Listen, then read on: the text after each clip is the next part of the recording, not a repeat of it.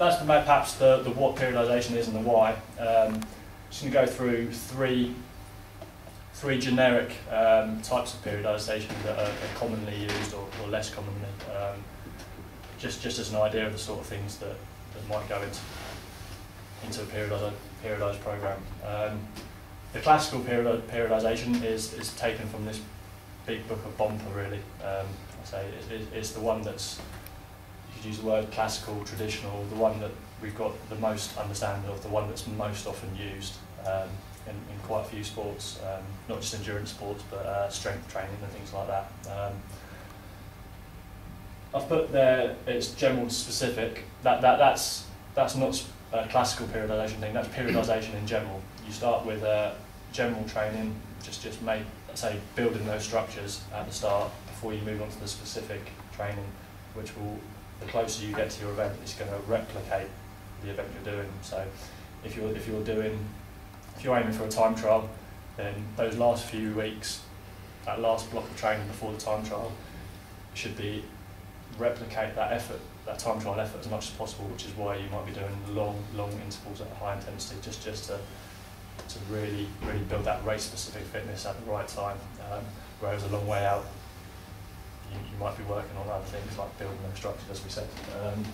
The idea being that we move to extensive to intensive in this. So this is the classical periodisation. You start off in the winter, straight after your off-season, you're working at low intensities, high volume, building that endurance base. And then as you go through the year, so you've got that foundation training to start with just to get back in it, then you start building that base with zone 2, zone 3 rides. Get to the build stage, you start increasing the intensity, maybe cutting down the volume, and then as you get closer to the race, the intensity gets as close to that race intensity as possible, and you strip away the volume before you finally do your taper. So you cut out all the volume, you try and freshen up so that you're ready for the race. Get your races out of the way and have a transition, and you build again from that low intensity. So that's perhaps something. Is everyone familiar with something like that? Yeah. Can I ask a question? Yeah, sure. Is that dependent on your goal event? For example, if you were training for I don't know, a 24-hour time trial, would you do it differently? So because your, let's say, 30-second intervals are probably least specific to your event. Exactly. Yeah, and that's where the general principles change slightly. So on the next one, the classical periodisation quite often gets assumed to be something like this, but like you say, it is moving from general to specific. So I'll carry on. Sorry. Yeah, you can do it in reverse. So if your goal event is a number one, and it's not necessarily because your goal event, because you could use either approach with these, but yeah, so again, you're moving from general to specific. So if your goal is a 24-hour time trial, for instance, or an ultra endurance event, you might start with the higher intensity training in the winter because it's the least representative of what you're actually going to be doing on race day, and work backwards. Taking Chris and Helen's point from before, from a physiological point of view, that still might not be the best way of doing it. This idea of building structures before you develop them to use them. So if you start doing high intensity training before you've gone through the process of building the extra capillaries and the mitochondria and making those real cellular changes at cellular level, you might not get the right adaptation. So it's difficult. Yeah, on a general sort of level, you would say, yeah, that is moving from general to specific, but that far out from your goal event, do you want to be focused on building the structures that you're going to use later on? So you might almost build up the intensity to start with to a peak in intensity before cutting it back and going onto the endurance training again. And this is where it becomes very individual. So although I'm presenting some sort of generic guidelines here, this is where individual cases can become a lot more complicated because you've got to take these sorts of things into account. So probably perhaps I might confuse that more than we needed to, but you're right. It's the devil's in the detail, really. So yeah, reverse periodisation. I say it's classical reverse, a bit tongue in cheek, really. You're still moving from general to specific. That's the one general rule that you're going to keep with all these types of periodisation. you might start with the intensive training and move to the extensive. So it perhaps is suited to if you've got a longer goal event, but not necessarily so. Block periodisation is perhaps this. I'm going to spend a bit more time on this because it's perhaps slightly less familiar to most of you. It's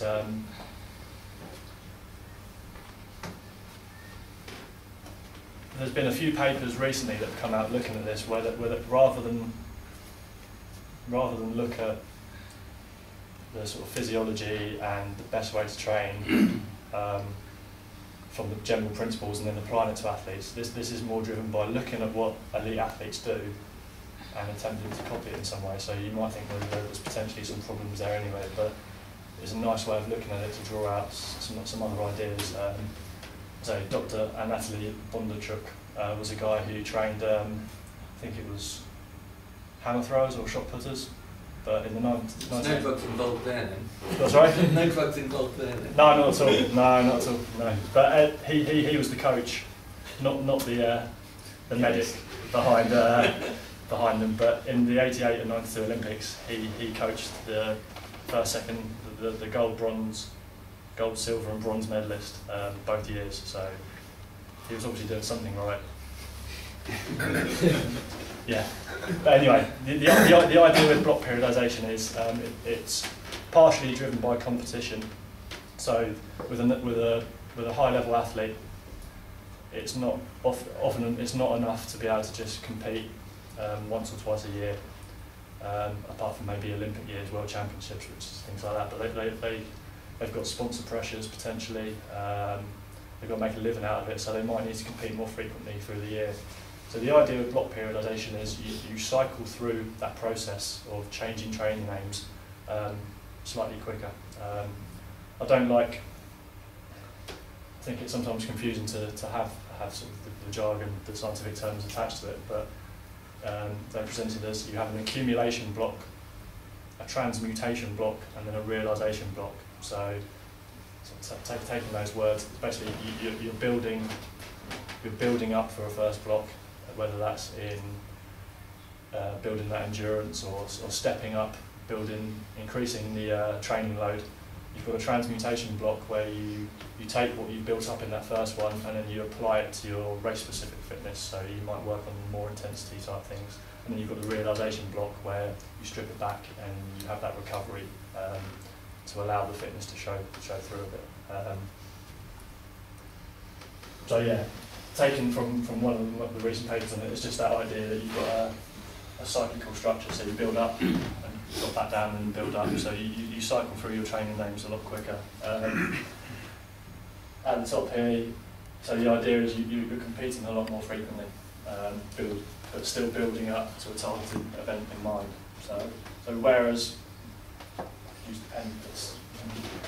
So whereas with the classical periodisation, you might sort of be building up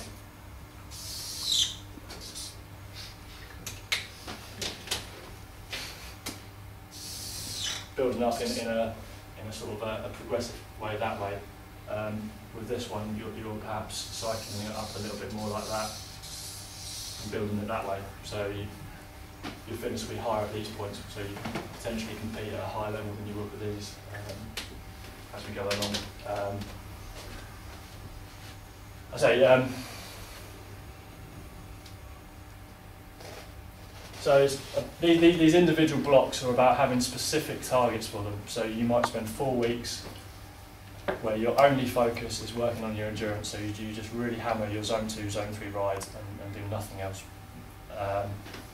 So you get that really concentrated stimulus on that specific energy system, that specific area of your fitness, and then you move on to the next one. So you hammer that energy system. You don't necessarily go from zone 2 to zone 3 to zone 4 in a classical periodized manner. You might do a block focused on endurance, then do a sprint block or a high intensity interval block. So there's no guiding principle that you have to do things in sequence. It's just doing the training you need at that time to build it up. A big part behind it is this idea of having a cumulative training effect. So it's not just about the training you've recently done. The training you did 3 years ago, that's all relevant to it. And the idea is that by cycling through the blocks quickly like this, you never leave any particular component of your fitness long enough for it to fully detrain. So you might only do a 4-week block of endurance and then come back to it 12 weeks later after having done other things, but you've still got the benefit from that 4-week block before carrying you through. So it's perhaps a little bit more complicated in that respect, that you haven't got this definite structure. So it's, yeah, I'll touch on the pros and cons of each one a little bit later on. But does that make sense on the block periodisation? It's not such a rigorous structure, so it's perhaps difficult to say much about it, but it's this idea that you just do what's important in terms of building structures at that time. So. Does a block need to be a set length of time, Dan? I mean, is there a maximum or minimum length of time a block should be? There's nothing to say that is, but again, it's this idea that if you need the block short enough that you come back to it quick enough. So if you've got a 12-week block in there, it might mean that and it's specifically focused on one aspect of your fitness. It might mean that means that it's 12 weeks since you've trained something else. So you might have detrained in that. So it's keeping them short enough that you can cycle through it quickly to keep the fitness building, but long enough that you can still make a meaningful progression. So a 1-week block might not be enough to get sufficient overload to adapt to the next level. So it takes a bit more knowledge of the athlete. You need to be really in tune yourself, and the coach needs to be in tune as to how long it takes you to build fitness. And it also needs some understanding of the physiology as well, to know that how long it takes to actually get that adaptation. Like I say, some things take a long time to improve, other things you can improve quite quickly. The research not so much research that's being done, like Dan said, it's mainly anecdotal, but a lot of the guidance figures are between 4 and 8 weeks for the accumulation, between 2 and 4 weeks for the transmutation phase, and then a couple of weeks for realisation. And funnily enough, it's the realisation phase that's left intact. There's a real strong thing about cyclical recovery periods, which I think is probably one of the reasons why the athletes have adopted this so successfully. It's all about peaking and tapering for the best performances and being fresh. So that's the what, the why, and in some sense the 3 types we've got as well.